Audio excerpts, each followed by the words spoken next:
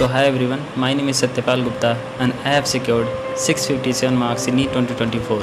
और इस वीडियो में हम लोग बात करेंगे कि अगर आपके मार्क्स 200, 300, 400 या फिर 500 आ रहे हैं आपके मॉक टेस्ट में, तो आप कैसे अपने मार्क्स को बूस्ट कर सकते हैं 650 प्लस तक, और आपकी पेपर अटेम्प्टिंग स्ट्रेटजी कैसी होनी चाहिए और आपको कैसे अप्रोच करना है किसी भी टेस्ट को लेके। इसी टॉपिक के ऊपर आज हम लोग इस वीडियो में बात करेंगे। तो हम लोग सबसे पहले बात कर लेते हैं कि आपको किसी भी टेस्ट के पहले क्या क्या मिनिमम चीज़ें करके जानी है।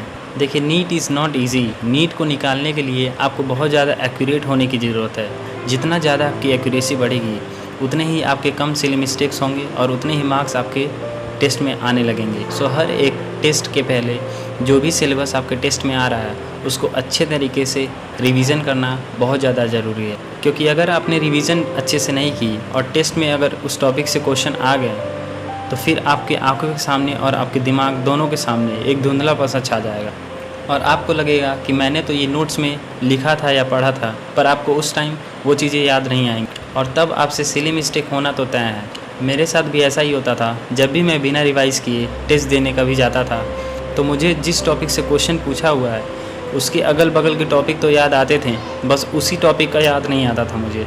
सो आपको जितनी बार हो सके उतनी बार रिवाइज़ करना है अपने नोट्स को, ताकि बिल्कुल आपके दिमाग में नोट्स छप जाए। दूसरी बात, हर टेस्ट में आपको अपने ऊपर कॉन्फिडेंस रखना होगा।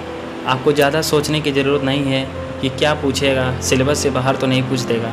आपको यही बस सोचना है कि जितना मैंने पढ़ा है पेपर उसी में से आएगा। ज़्यादा टेंशन लेने की ज़रूरत नहीं है पेपर के पहले।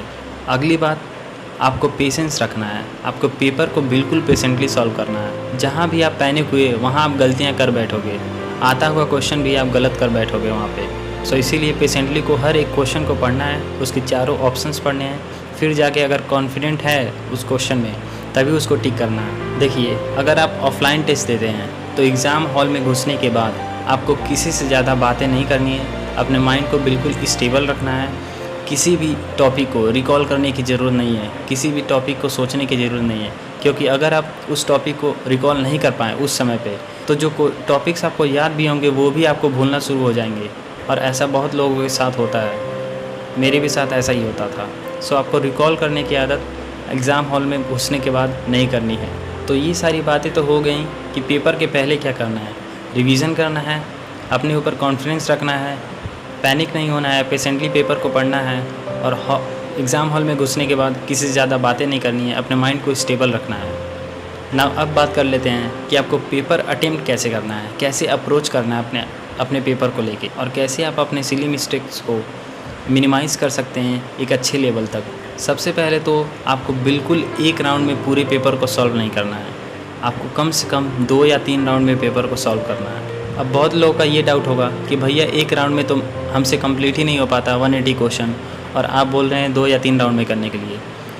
तो एक राउंड में आखिर क्यों नहीं कंप्लीट हो पाता? इसका सबसे बड़ा रीज़न मैं बताता हूँ। इसका सबसे बड़ा रीज़न है, जब भी आप लगातार पेपर को सॉल्व करते हैं हर एक क्वेश्चन को, तो जो क्वेश्चन आपको नहीं आता है आप उसी पे अटके रह जाते हैं और 5 से 10 मिनट तक आप एक ही क्वेश्चन को दे देते हैं। वो कभी कभी बनता है, कभी कभी नहीं भी बनता है, तो वहाँ तो आपका 10 मिनट वेस्ट ही हो जाता है। और यही सबसे बड़ा रीज़न होता है कि आप 180 क्वेश्चन तक लास्ट तक नहीं पहुँच पाते और आप अपने पूरे पेपर को अटेम्प्ट नहीं कर पाते। सो बेसिकली बच्चे बायो से शुरुआत करते हैं अपने टेस्ट को देना। मैं अपनी पेपर अटेम्प्टिंग स्ट्रेटजी की बात करूँ तो सबसे पहले मैं बायो और केमिस्ट्री के जो भी ईजी क्वेश्चन रहते थे और जिस क्वेश्चन में मुझे कॉन्फिडेंस रहता था मैं उनको पहले सॉल्व कर लेता था, और जिस भी क्वेश्चन में मुझे थोड़ा भी डाउट रहता था या फिर जो क्वेश्चन मुझसे नहीं होता था उसको मैं सर्कल या फिर स्टार मार्क करके छोड़ देता था उस टाइम के लिए। और फिर मैं बायो और केमिस्ट्री के OMR को फिल करता था, और OMR फिल करने के साथ साथ जो क्वेश्चन मुझसे नहीं हुए थे, जिन क्वेश्चंस को मैंने स्टार मार्क किया था उनको मैं एक बार और ट्राई करता था। इस तरह करने से मेरा सेकेंड राउंड भी उसी टाइम कंप्लीट हो जाता था और सेकेंड राउंड में मुझे 60 से 70% क्वेश्चन बन जाते थे। और ऐसा होता है, आप एक बार ट्राई करके देखिए इसको, आपके सिली मिस्टेक बहुत ज़्यादा कम हो जाएंगे ऐसा करने से।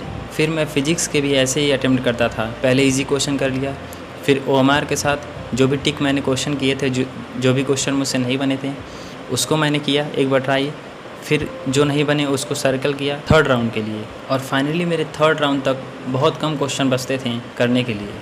उसमें से कुछ मुझसे बन जाते थे, कुछ मुझसे नहीं बनते थे, तो जो मुझसे बिल्कुल नहीं बनते थे मैं उनको छोड़ के आता था। सो ऐसे राउंड वाइज करने में आपके सिली मिस्टेक बहुत ज़्यादा कम हो जाते हैं और आपके नंबर मॉक टेस्ट में बढ़ने लगते हैं। देखिए, शुरुआत में थोड़ी दिक्कत तो आपको टाइम मैनेजमेंट को लेके आएगी। हो सकता है आप थर्ड राउंड तक ना पहुँचे या फिर सेकेंड राउंड तक कुछ बच्चे ना पहुँचे। क्वेश्चन छूटते हैं, छूटने दीजिए, बट सिली मिस्टेक्स को बचाना बहुत ज़्यादा ज़रूरी है। आप ये कोशिश करिए कि जितने भी क्वेश्चन आप कर रहे हैं वो बिल्कुल सही करके आइए। कॉन्फिडेंस उसमें होना चाहिए। तुक्का लगाने की बिल्कुल मत सोचिएगा। आपको क्वेश्चन छोड़ने की आदत भी डालनी पड़ेगी। मैं आपसे रिक्वेस्ट करता हूँ कि आप एक बार इस पैटर्न को फॉलो करके देखिए, आपको इम्प्रूवमेंट ज़रूर दिखेगा आपके मॉक टेस्ट में। सो अगर आपको और कोई क्वेरी हो तो आप कमेंट में ज़रूर पूछिए और सब्सक्राइब कर देना यार चैनल को। मैं हॉस्टल में आ चुका हूँ अपने कॉलेज के, और बहुत ही जल्द मैं अपने रूम टूर और अपने कॉलेज ब्लॉग को इस चैनल पे दिखाने वाला हूँ। So thank you everyone, all the very best.